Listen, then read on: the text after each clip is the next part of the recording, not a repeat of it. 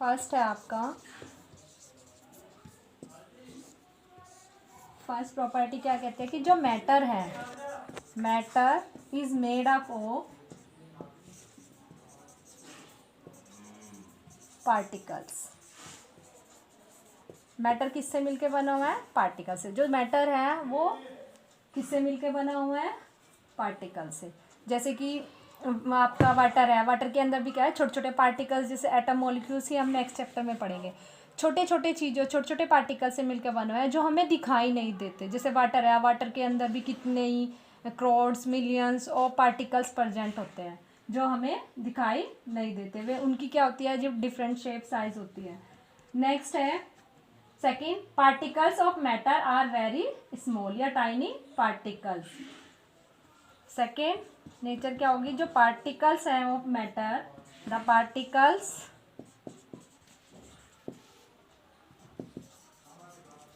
Of matter are very small, very small और tiny बोल सकते हैं इसको।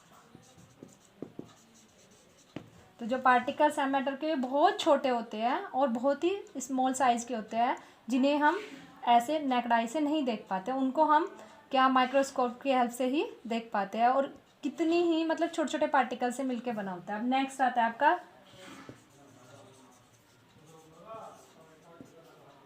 Characteristics of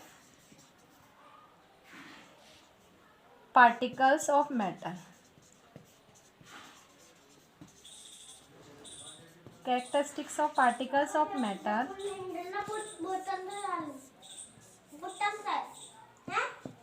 first is particles of matter have space between them.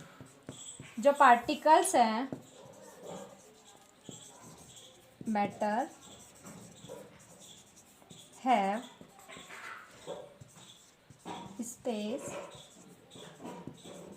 Between them. जैसे for example ये water है, वाटर के अंदर अगर हम सॉल्ट ऐड कर दें, ये है सॉल्ट, अगर वाटर के अंदर सॉल्ट ऐड कर दे तो इसके पार्टिकल्स के बीच में स्पेस होने की वजह से ये क्या होगा इसमें, अब इसको हम क्या कर देते हैं? मिक्स कर देते हैं। तो ये क्या होगा? सॉल्ट इसमें कम्प्लीटली डिज़ोल्व हो जाएगा और ये डिसअपीयर हो जाएगा। ये क्या इंडिकेट करेगा कि जो वाटर के पार्टिकल्स हैं जिनके बीच में स्पेस है वो उसको कम्प्लीटली डिज़ोल्व कर देते हैं।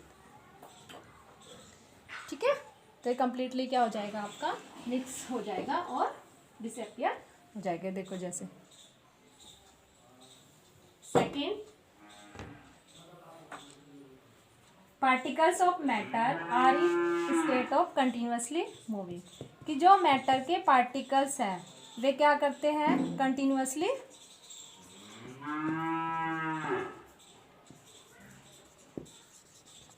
मूव करते हैं, कंटिन्यूअसली मूविंग करते रहते हैं। जो पार्टिकल्स हैं वो कैसे देख सकते हैं हम? कि जैसे सपोज दैट कि मम्मी खाना बनाती है किचन में, तो आप देखते हो कि उसकी जो खाने की स्मेल है वो दूर तक फैल जाती है। किस वजह से? कि जो पार्टिकल्स है वो दूर तक क्या होते हैं? इंटरमिक्स होते हैं। क्योंकि एयर भी एक मैटर है और एयर के बीच में भी जो एयर में पार्टिकल्स प्रेजेंट है उनमें भी क्या होता है? उनके बीच में स्पेस प्रेजेंट होता है जो उसकी स्मेल को दूर तक क्या कर देता है? स्प्रेड कर देता है। नेक्स्ट इसका जैसे एग्जांपल ले सकते हैं हम कि जैसे आपकी एक इंसेंस है और उसको हम अगर बर्न कर रहे हैं,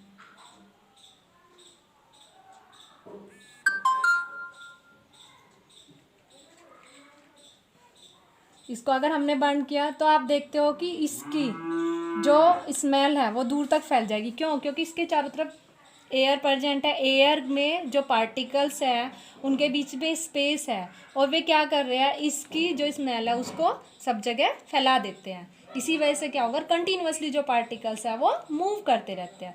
जो पार्टिकल्स कंटिन्यूअसली मूव करते रहते हैं वो एक रैंडम मोशन में मूव करते हैं। रैंडम मोशन मतलब ब्राउनी मोशन, जिसमें वो जिगजैग फॉर्म में, जैसे पार्टिकल्स यहाँ मूव कर रहे हैं तो ये आपके किसी न किसी जिगजैग फॉर्म में मूव करेंगे। ये नहीं कि ये एक ही डायरेक्शन में मूव कर रहे हैं, जैसे सपोज दैट आपने देखा होगा कि जब मतलब विंडो से सन रेज पड़ती है तो उसमें आप देखते हो कि जो डस्ट के पार्टिकल्स हैं वे आपको इस टाइप से दिखाई देते हैं कि इधर उधर मूव करते रहते हैं। जो मूव करते रहते हैं, रैंडम मोशन में मूव करते हैं, जिगजैग फॉर्म में मूव करते हैं, उनको क्या बोलते हैं? Brownie motion.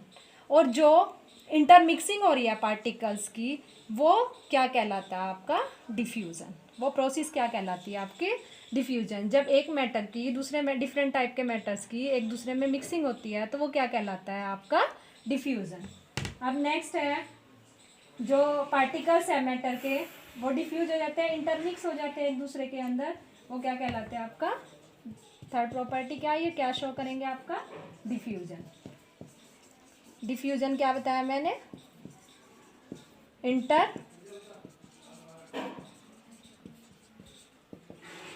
Intermixing of particles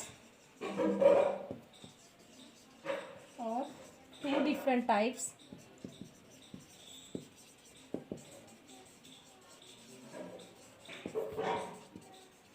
of matter.